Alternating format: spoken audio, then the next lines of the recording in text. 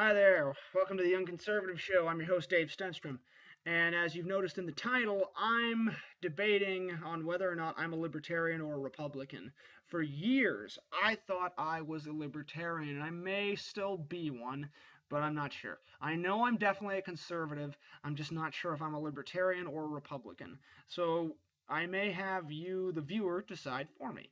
And I'm sure many conservatives do come at this point, come to this crossroads and decide, as Glenn Beck recently did. He announced that he's a libertarian now rather than just a Republican. Relax, guys. He'll still support conservative candidates. He's just more into the libertarian platform. And yes, there is an actual libertarian platform for the Libertarian Party.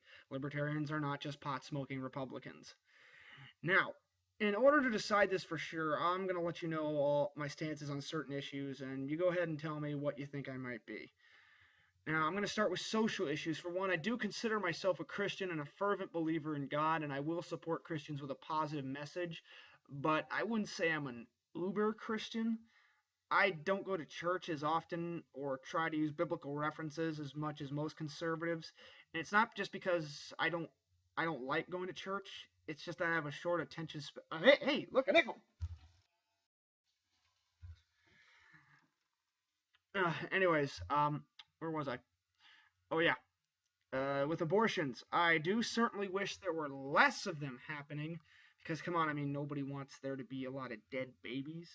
And I am understanding of people so that means I'm understanding of the people who hold the pro-life position. But I wouldn't say I'm super pro-choice either. I do think a woman should have the right to an abortion under certain circumstances, as long as it's long before the child has really formed in the womb. For those of you who think a fetus is just a fetus, you're wrong. It is a living, growing organism. Yes, it can feel the pain of having its brain sucked out or being left to die in a toilet recently, like the Kermit Gosnell case. Now, as far as gay marriage goes, I think it should definitely be left up to the states to decide these things. Honestly, in the first place, marriage is a religious institution, and the fact that the state is involved is the reason why it is such a failing institution today. But if a state is more secular in nature, kind of like New York, I think there should be some consideration about making it legal in some cases. And as long as a gay couple can't make a church decide between marrying them if that church thinks it's offensive or losing their tax exempt status by not marrying them. They can't make them have that choice. If if there was that kind of law, I would be okay with that. Now, because you have to think about this, for those of you who are really pro gay marriage, you have to respect other people's religions, okay? I know the Westboro Baptist Church, has all their signs but they don't speak for everybody, okay? They speak for themselves, not for the Christian religion as a whole. So don't use them as an example. So, let's see here. What's next? Now, I'm not sure if this is really a fiscal or a social stance, but my stance on illegal immigration is that we need to keep our borders secure, and that when we get cargo from other countries, we need to make sure we don't have a few stowaways on board. And as far as amnesty goes, I think we need to take care of both of those things first before we even consider amnesty. Because last time I checked, amnesty is going to cost us quite a bit of money, somewhere around $1 trillion. And once again, another case, if it's not a fiscal or social policy, is voter ID laws. I am a strong supporter of voter ID laws, and a lot of people say these keep minorities and the poor from voting and keep them from wanting to come to the polls. Well, by minorities, do you mean the illegal or unregistered ones, like legal immigrants? Well, if that's the case, then yeah, that's the point.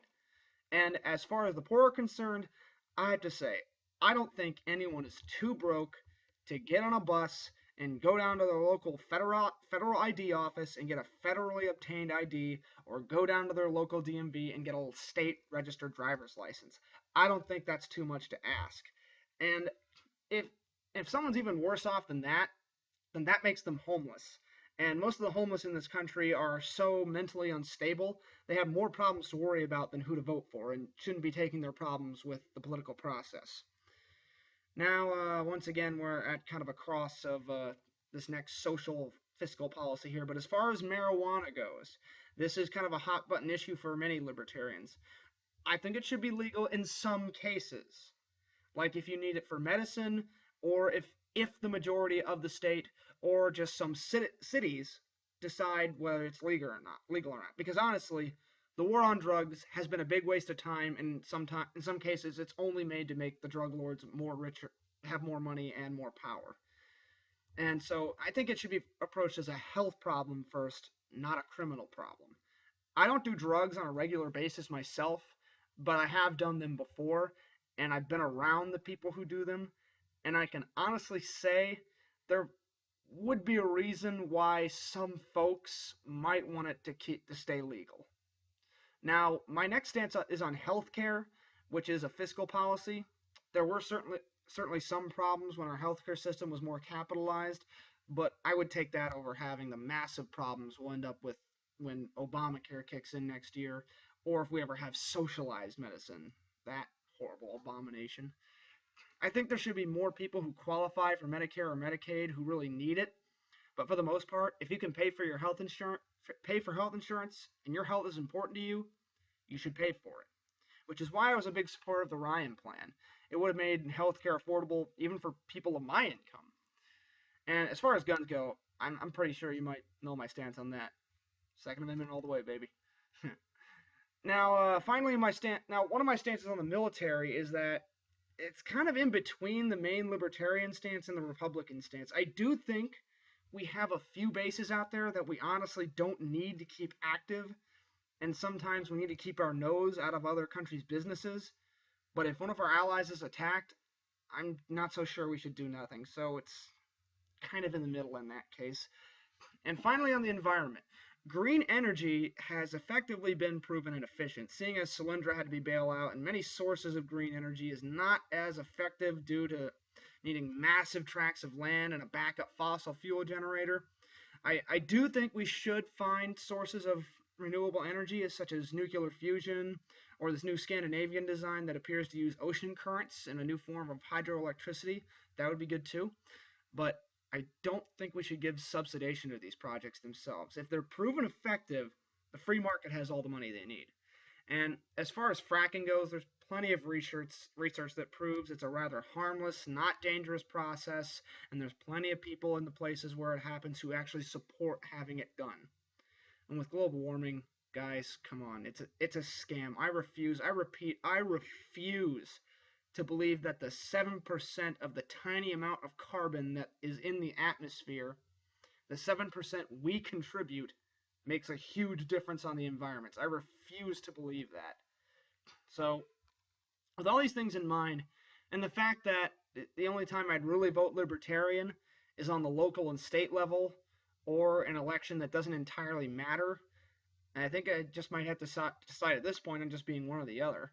Because, again, if this is an election that matters, like the last election, or this upcoming one, I'm definitely going to vote Republican, because it's either a Republican or a Democrat that's going to win, and it's like for example, if I was old enough to vote when Bob Dole and Bill Clinton were running for president, then I would just vote whoever the Libertarian candidate was then, because at that point, the economy was doing well, and honestly, it wouldn't have really mattered who won. So that's when I would have voted Libertarian.